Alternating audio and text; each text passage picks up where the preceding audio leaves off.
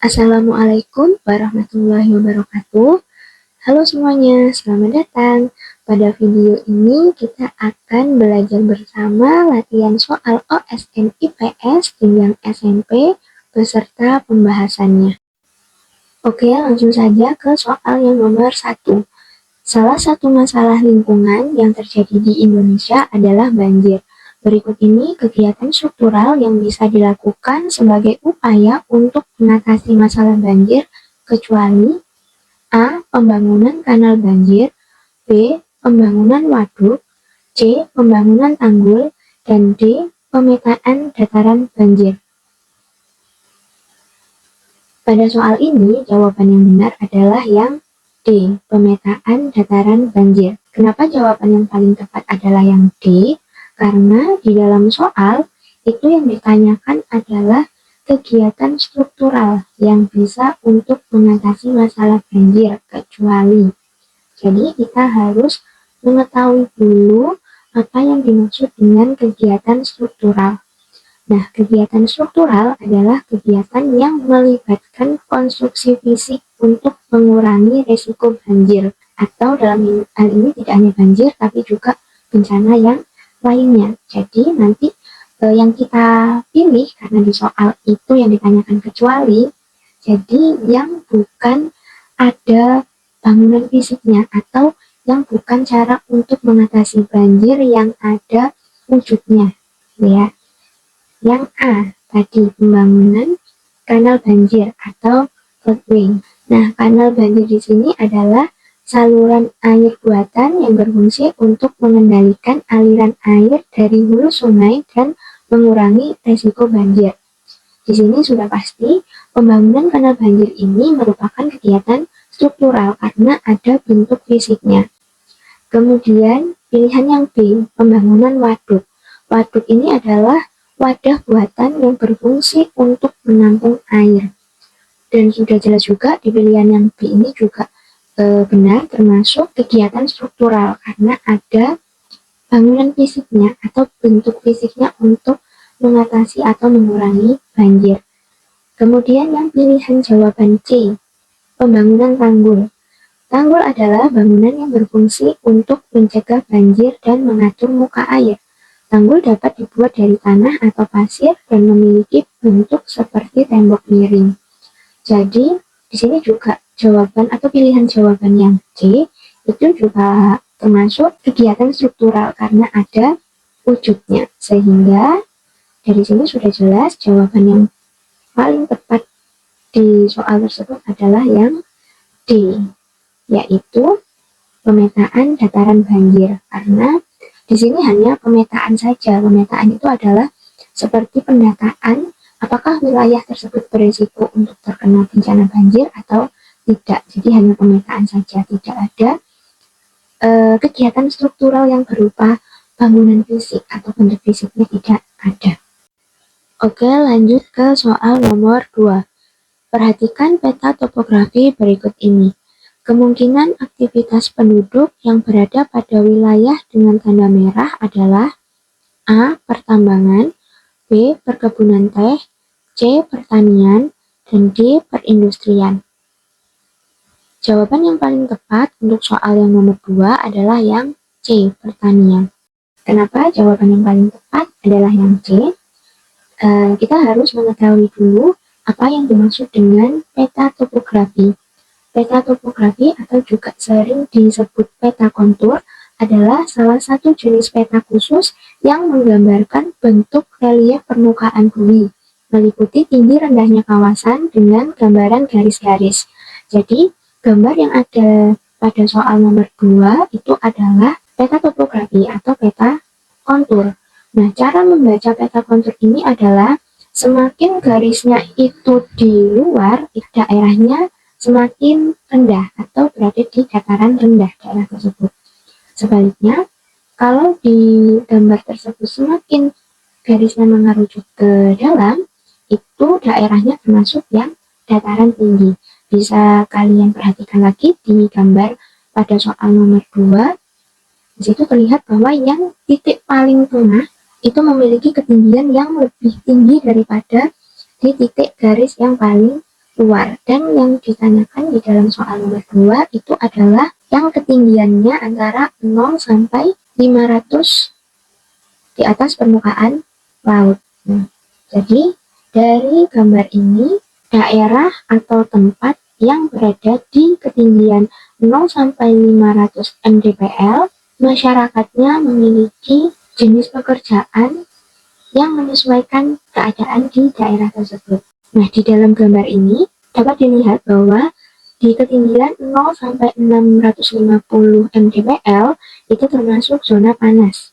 Di dalam zona panas ini, tumbuhan atau tanaman yang bisa hidup adalah padi, tebu, jagung, dan kelapa, sehingga mata pencaharian masyarakat atau penduduk di daerah dengan ketinggian 0 sampai 650 mdpl yang paling tepat adalah berupa pertanian.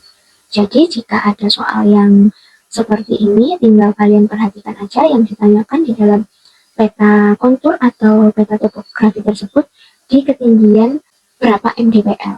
Nah, bisa kalian lihat di gambar ini. Kalau 0 sampai 600 mdpl itu termasuk di zona panas. Tumbuhan atau tanaman yang bisa tumbuh adalah padi, tebu, jagung, dan kelapa.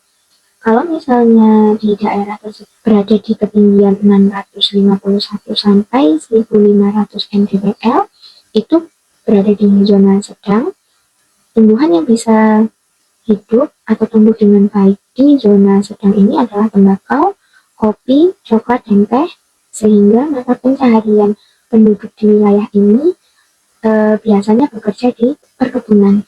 Kemudian untuk wilayah atau daerah yang berada di ketinggian 1501 sampai 2500 mdpl itu berada di zona sejuk. Ini juga termasuk perkebunan juga, tetapi biasanya tumbuhan yang hidup di situ adalah berupa sayuran, kopi, teh, dan pinang. Kemudian untuk ketinggian di atas 2500 mdpl itu termasuk zona dingin, sehingga tidak ada tanaman budidaya. Oke, selanjutnya soal nomor 3. Di soal nomor 3 ini adalah jenis soal sebab akibat yang biasanya juga terdapat dalam soal OSN.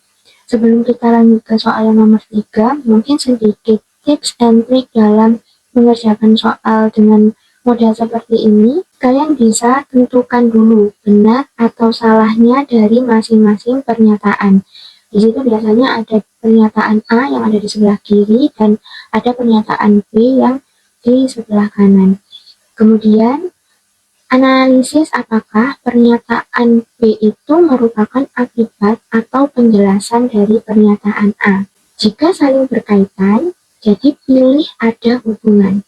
Kalau jika tidak saling mempengaruhi, pilih yang tidak ada hubungan. Mungkin itu sedikit tips and trick dalam mengerjakan soal sebab akibat. Oke, kita coba mengerjakan soal nomor 3. Banyak masyarakat di daerah pegunungan bekerja sebagai petani hortikultura. Pernyataan A, daerah pegunungan memiliki suhu udara yang sejuk dan tanah yang subur. Pernyataan B, tanaman sayuran seperti kubis, wortel, dan kentang tumbuh dengan baik di daerah pegunungan. Berdasarkan pernyataan di atas, hubungan dua pernyataan yang tepat adalah A, pernyataan A benar, pernyataan B benar, ada hubungan. B, pernyataan A benar, pernyataan B benar, tidak ada hubungan. C, pernyataan A benar, pernyataan B salah, tidak ada hubungan. D, pernyataan A salah, pernyataan B benar, tidak ada hubungan. Nah, jawaban yang paling tepat untuk soal nomor 3 itu adalah yang A, pernyataan A benar, pernyataan B benar, ada hubungan. Mengapa pada soal nomor 3 ini yang paling tepat adalah yang A? Seperti tips and trick di awal tadi, kita analisis dulu di masing-masing pernyataan, yaitu pernyataan A dan pernyataan B. Kita tentukan dulu pernyataan A itu benar atau salah dan pernyataan B itu benar atau salah. Kemudian baru kita kaitkan apakah saling berhubungan atau tidak ada hubungan. Coba kita analisis dulu yang pernyataan A. Di pernyataan A tadi, isinya adalah daerah pegunungan memiliki suhu udara yang sejuk dan tanah yang subur. Sudah pasti benar, karena daerah pegunungan adalah termasuk dataran tinggi. Ini juga masih berkaitan dengan soal yang nomor 2 tadi. Kemudian kita analisis juga di pernyataan yang B. Tanaman sayuran seperti kubis, wortel, dan kentang tumbuh dengan baik di daerah pegunungan. Ini juga pernyataan yang benar. Kita balik lagi ke materi yang peta topografi tadi. Di dataran tinggi, tumbuhan atau tanaman yang bisa tumbuh dengan baik itu adalah salah satunya sayuran. Ya kan? Jadi pernyataan B juga benar. Kalau kita sudah menentukan A dan B ini benar, kita kaitkan apakah ada hubungan.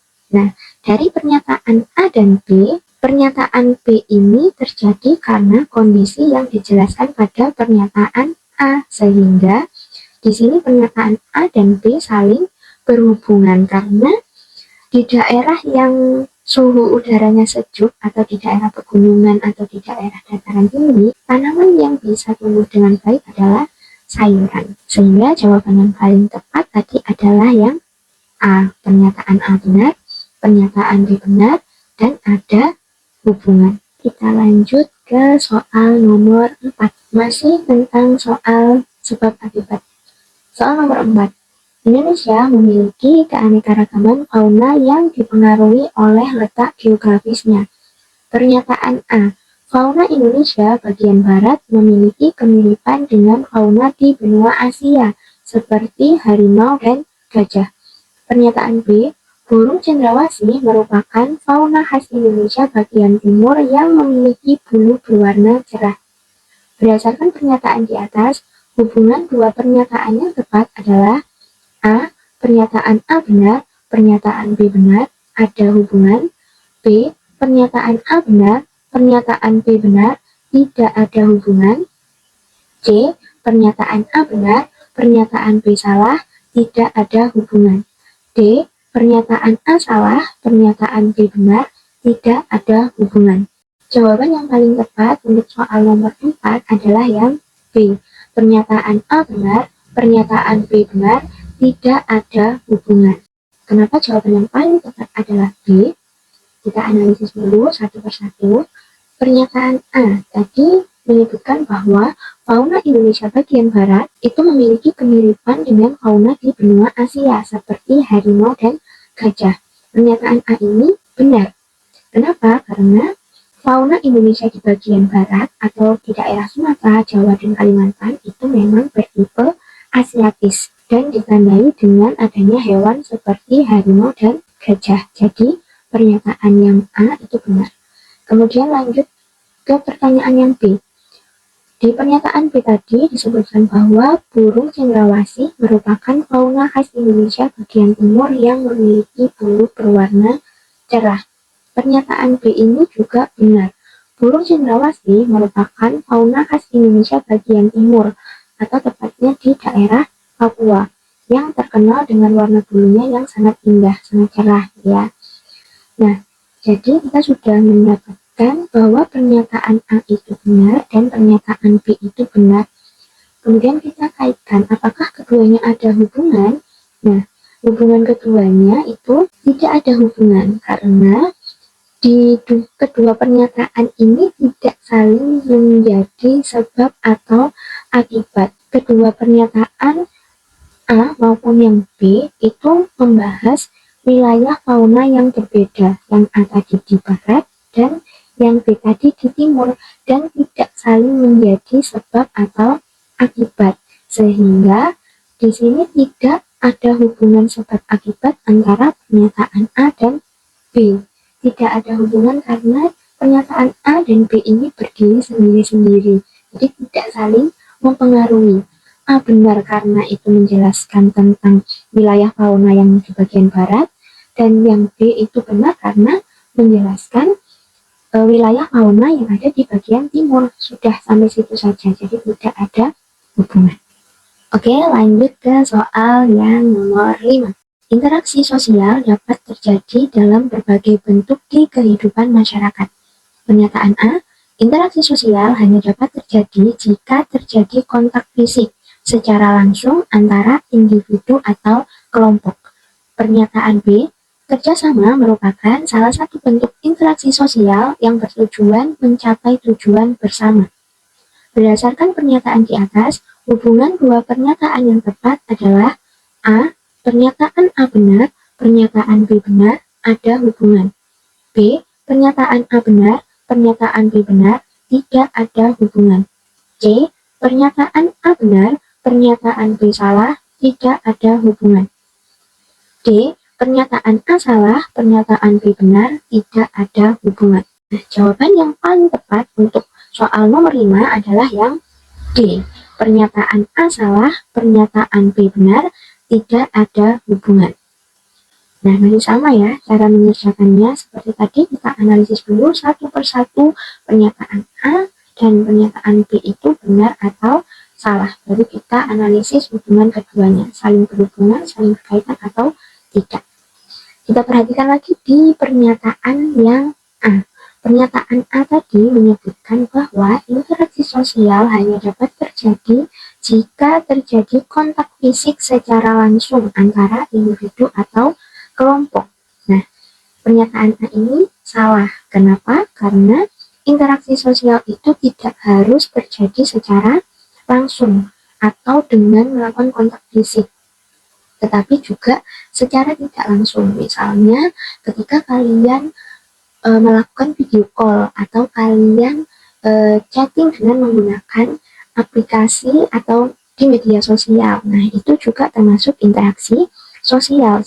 Kemudian pernyataan B tadi menyebutkan bahwa kerjasama merupakan salah satu bentuk interaksi sosial yang bertujuan mencapai tujuan bersama.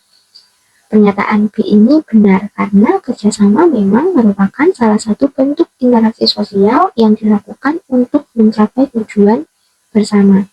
Sehingga kita sudah menemukan nih pernyataan A salah dan pernyataan B benar. Bagaimana dengan analisis hubungan kedua pernyataan ini?